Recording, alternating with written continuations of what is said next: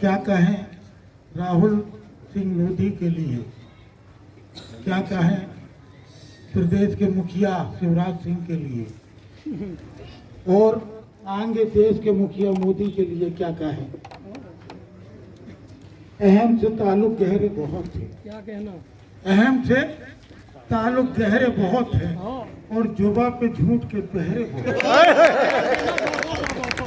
अरे बहुत दूर गई है। अहम से ताल्लुक गहरे बहुत है और जुबा पे झूठ के पहरे बहुत है। और कैसे बनाऊं मैं तस्वीर उसकी, कैसे बनाऊं मैं तस्वीर उसकी, उसके एक जिस्म में चेहरे।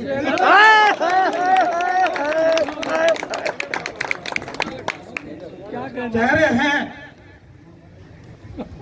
राहुल का जिस्म, जिसमें एक चेहरा हमने देखा था कांग्रेस के विधायक के रूप में, चेहरा देखा था जिसने कहा था कि मुझे 38 साल की उम्र में माननीय कमलनाथ जी ने अवसर दिया, कोई मुझे जानता नहीं था, मुझ जैसे अदना से कार्यकर्ता को दमोह विधानसभा की न केवल टिकट दी बल्कि चुनाव जिता के दिया।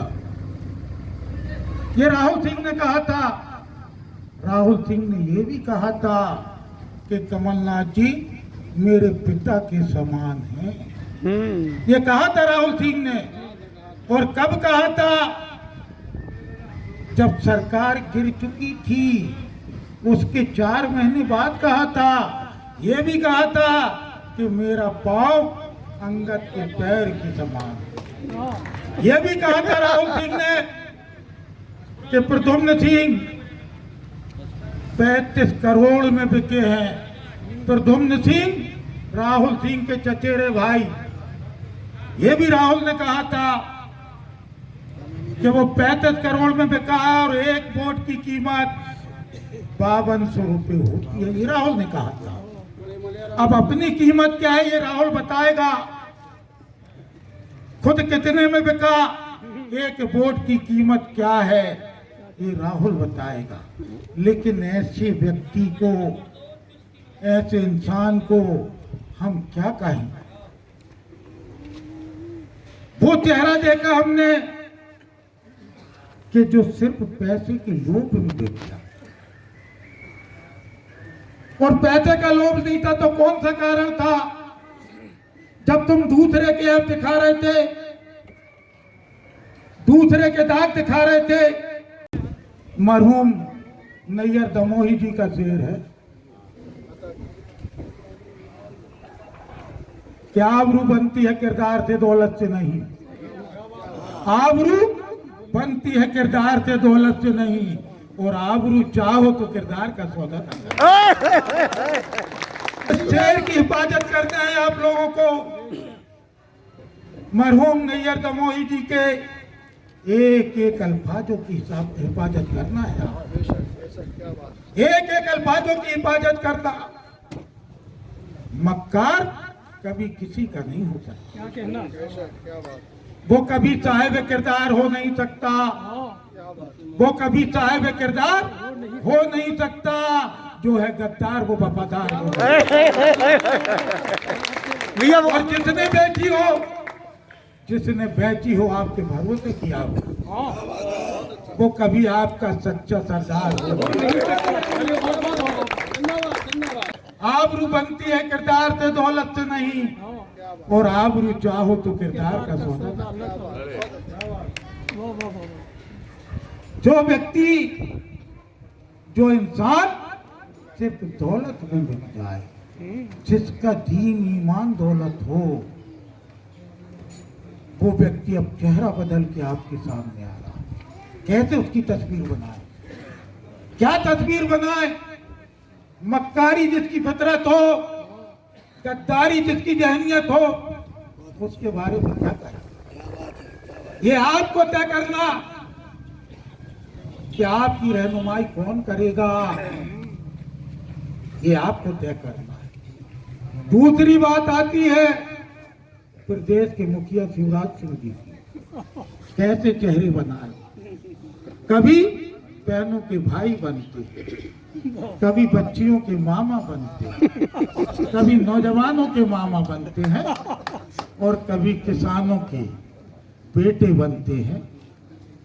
कैसे तस्वीर बनाए? 15 साल का उनका कुशासन मध्य प्रदेश की जनता ने उखाड़ के फेंका था। और जिस दिन सत्ता से हटे थे, माननीय कमलनाथ जी की बात पे आपने भरोसा किया, कमलनाथ जी के विकास के मुद्दे पे आपने भरोसा किया, आपने भरपूर बहुमत देके कमलनाथ जी की सरकार बनाई। शिवराज सिंह के 173 थे विधायक, घट के 109 बच्चे थे। जो कह रहा था अब की बार 200 पार, उसको सत्ता का जाना बिल्कुल रात नहीं आया। उसके रात दिन सिर्फ इस जुगत में बीतते थे कि कैसे सत्ता हथियाई जाए, कैसे खरीदी जाए। पेट में दर्द हमेशा शिवराज के बना रहता था, हमेशा बना रहता था, क्योंकि सरकार के बगैर एक दिन नहीं रह सकता था। जैसे पानी के बगैर मछली तड़पती है, वैसे 15 महीना शिवराज तड़पा था। और क्या तबाही की प्रदेश की, अब बिल्कुल भान नहीं। पूरा प्रदेश कोरोना की बीमारी से जूझ रहा, लेकिन शिवराज का स्वास्थ्य मंत्री, एक अभी का स्वास्थ्य मंत्री पूरे समय दमोह में पड़ा। और जब अभी पत्रकारों ने उससे पूछा कि मध्य प्रदेश में कोरोना से लड़ने की क्या व्यवस्था है, क्या तैयारी है, तो वो कह गया कि हमको कुछ मालूम नहीं। इसके पहले के स्वास्थ्य मंत्री को बेंगलोर में बंद करके रखा था, बेंगलोर में बंद करके रखा था। और खुद शिवराज सिंह 5 दिन से दमोह में ऐसा डेरा डाले पड़े, ऐसा डेरा डाले पड़े हैं जैसे इनके बाप की बपोती लुट रही है। दूसरा आ गया, दूसरा साथ में आया, कल बहुत बोल के गया, बहुत ज्यादा बोल के गया। कांग्रेस ने बहुत सम्मान दिया था उस परिवार को, मैं नाम नहीं लूंगा। दादा मिला था फिरंगियों से, पोता मिला है दुरंगियों से। दूसरा आ गया, क्या क्या कह के गया, मैं कुछ नहीं कहना चाहता। कैसे बनाए इनकी तस्वीर, कैसे इन पे बात करें, प्रदेश के हालात क्या है। जयवर्धन जी ने बताया, महंगाई सर चढ़ के बोल रही है, नाकामी छुपाने के लिए सिर्फ और सिर्फ नफरत की बात करती है। जब वबा फैली थी, शुरुआत था, तो आरोप तबलीगी जमात किया, सिर्फ नफरत के लिए, नाकामी छुपाने के लिए। यदि हम बात करें महंगाई की, तो गजब होता है, वो चले जाते पाकिस्तान तक। भ्रष्टाचार की बात करें तो कश्मीर,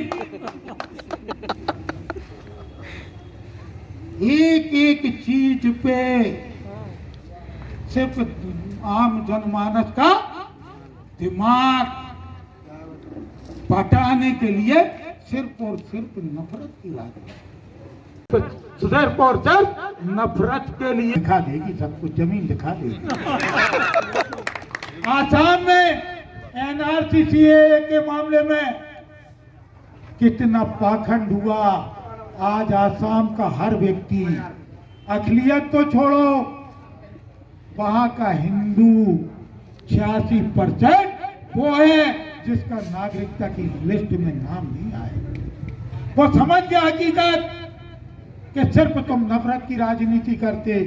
आसाम में भी इनकी चला चली की बेला है। तमिलनाडु और केरल में तो कुछ है ही नहीं इनका।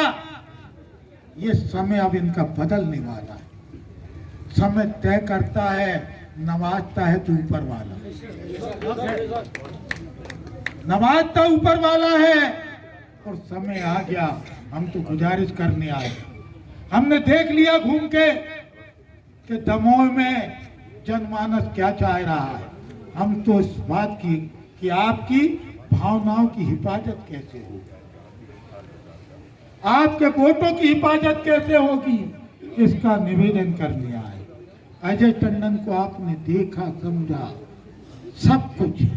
पूरे खानदान को जानते, रूप नारायण टंडन जी से लेके प्रभु नारायण टंडन जी से लेके चंद्र नारायण टंडन जी तक पीढ़ियों ने काम किया है, सेवा की। और उसके बाद सरकार में नहीं रहे तो कभी सेवा करने से पीछे नहीं हटे। इसलिए आप अपने खुद के आत्मसम्मान के लिए अजय टंडन जी को जिताएं, ये गुजारिश।